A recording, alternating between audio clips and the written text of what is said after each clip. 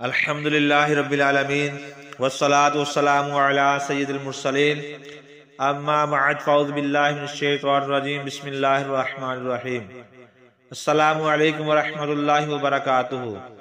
پیارے دوستو، امید کرتا ہوں کہ آپ سب خیریت سے ہوں گے اور اللہ پاک سے دعا گو ہوں کہ اللہ تعالیٰ آپ کو دین و دنیا کی بھلائی نصیب کرے۔ آج جو ہم آپ کے لیے موضوع لے کر آئے ہیں وہ بھی ایک قرآنی واقعہ ہے۔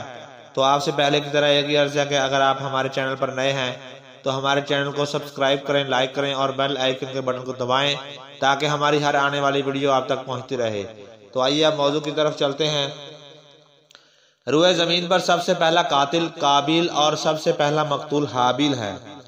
قابیل اور حابیل یہ دونوں حضرات آدم علیہ السلام کے فرزند ہیں۔ ان دونوں کا واقعہ یہ ہے کہ حضرت حوا رضی اللہ تعالیٰ عنہ کے ہر حمل میں ایک لڑکا اور ایک لڑکی پیدا ہوتے تھے، اور ایک حمل کے لڑکے کا دوسرے حمل کی لڑکی سے نکاح کیا جاتا تھا۔ اس دستور کے مطابق حضرت آدم علیہ السلام نے قابیل کا نکاح لیوزا سے اور جو حابیل کے ساتھ پیدا ہوئی تھی کرانا چاہا، مگر قابیل اس پر راضی نہ ہوا کیونکہ وہ اکلیمہ جو کہ زیادہ خوبصورت تھی اس سے نکاح کرنا چاہتا تھا۔ حضرت آدم علیہ السلام نے اس کو سمجھایا کہ اکلیمہ تیرے ساتھ پیدا ہوئی ہے، اس لیے وہ تیری بہن ہے، اس کے ساتھ تیرا نکاح نہیں ہو سکتا، مگر قابیل اپنی ضد پر اڑا رہا۔ بالآخر حضرت آدم علیہ السلام نے یہ حکم دیا کہ تم دونوں اپنی اپنی قربانیاں خدا تعالیٰ کی بارگاہ میں پیش کرو، جس کی قربانی مقبول ہوگی وہی اکلیمہ کا حقدار ہوگا۔ اس زمانے میں قربانی کی مقبولیت کی یہ نشانی تھی کہ آسمان سے ایک آگ اتر کر اس کو کھا لیا کرتی تھی۔ چنانچہ قابیل نے گیہوں کی کچھ بالی اور حابیل نے ایک بکری قربانی کے لیے پیش کی۔ آسمانی آگ نے حابیل کی قربانی کو کھا لیا اور قابیل کے گیہوں کو چھوڑ دیا۔ اس بات پر قابیل کے دل میں بغض اور حسد پیدا ہو گیا اور اس نے حابیل کو قتل کر دینے کی ٹھان لی اور حابیل سے کہہ دیا کہ میں تجھے قتل کر دوں گا۔ حابیل نے کہا، قربانی قبول کرنا اللہ تعالیٰ کا کام ہے اور وہ متقی بندوں کی ہی قبول فرماتا ہے۔ اگر تو متقی ہوتا تو تیری قربانی ضرور قبول ہوتی۔ ساتھ ہی حابیل نے یہ بھی کہہ دیا کہ اگر تو میرے قتل کے لیے ہاتھ بڑھائے گا تو میں تجھ پر اپنا ہاتھ نہیں اٹھاؤں گا، کیونکہ میں اللہ سے ڈرتا ہوں۔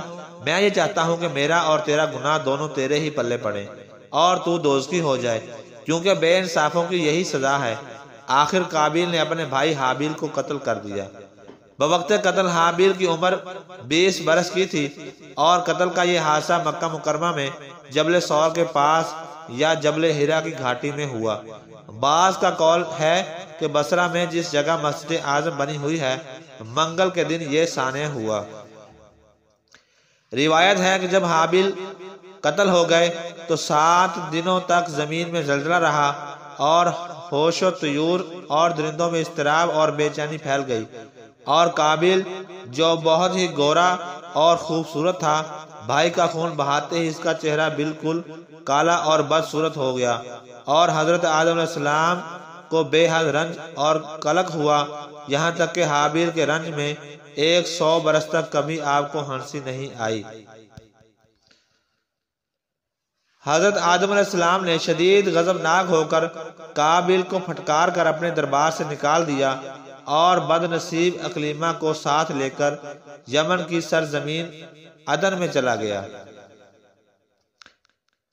وہاں ابلیس اس کے پاس آ کر کہنے لگا کہ حابیل کی قربانی کو آگ نے اس لیے کھا لیا کہ وہ آگ کی پوجا کیا کرتا تھا، لہذا تو بھی ایک آگ کا مندر بنا اور اس کی پرستش کیا کر۔ چنانچہ قابیل پہلا وہ شخص ہے جس نے آگ کی عبادت کی، اور یہ روئے زمین پر پہلا شخص ہے جس نے اللہ تعالیٰ کی نافرمانی کی اور سب سے پہلے زمین پر خون ناحق کیا، اور یہ پہلا وہ مجرم ہے جو جہنم میں سب سے پہلے ڈالا جائے گا۔ اور حدیث شریف میں ہے کہ روئے زمین پر قیامت تک جو بھی خون ناحق ہوگا قابیل اس میں حصہ دار ہوگا، کیونکہ اسی نے سب سے پہلا قتل کا دستور نکالا۔ اور قابیل کا انجام یہ ہوا کہ اس کے ایک لڑکے نے جو کہ اندھا تھا اس کو پتھر مار کر قتل کر دیا، اور یہ بدبخت نبی زیادہ ہونے کے باوجود آگ کی پرستش کرتے ہوئے کفر و شرک کی حالت میں اپنے لڑکے کے ہاتھوں مارا گیا۔ حابیل کے قتل ہو جانے کے 5 برس بعد حضرت شیش علیہ السلام پیدا ہوئے، جبکہ حضرت آدم علیہ السلام کی عمر شریف 130 برس کی ہو چکی تھی۔ آپ نے اپنے اس ہونہار فرزند کا نام شیش رکھا۔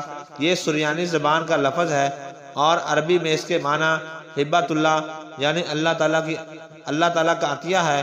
حضرت آدم علیہ السلام نے 50 صحیفے جو آپ پر نازل ہوئے تھے، ان سب کی سب حضرت شیش علیہ السلام کو تعلیم دی اور ان کو اپنا وصی اور خلیفہ اور سجادہ نشین بنایا اور ان کی نسل میں خیر و برکت ہونے کی دعائیں مانگی۔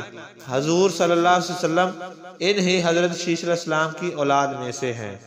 اس واقعے سے ہمیں یہ کچھ سیکھنے کو ملتا ہے کہ دنیا میں سب سے پہلا جو قتل اور خون حق ہوا وہ ایک عورت کے معاملے میں ہوا، لہٰذا کسی عورت کے فتنہ عشق میں مبتلا ہونے سے خدا کی پناہ مانگنی چاہیے۔ قابیل نے جذبہ حسد میں گرفتار ہو کر اپنے بھائی کو قتل کر دیا۔ اس سے معلوم ہوا کہ حسد انسان کی کتنی بری اور خطرناک قلبی بیماری ہے۔ اس لیے قرآن مجید میں وَمِن شَرِّ حَاسِدٍ إِذَا حَسَد فرما کر حکم دیا گیا کہ حاسد کے حسد سے خدا کی پناہ مانگتے رہو۔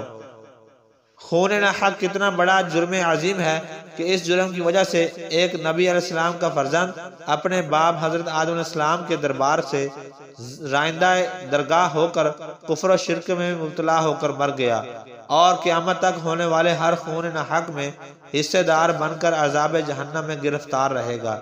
اس سے معلوم ہوا کہ جو شخص کوئی برا طریقہ ایجاد کرے تو قیامت تک جتنے لوگ اس برے طریقے پر عمل کریں گے سب کے سب گناہ میں وہ برابر کا شریک ہوگا اور حصے دار بنے گا۔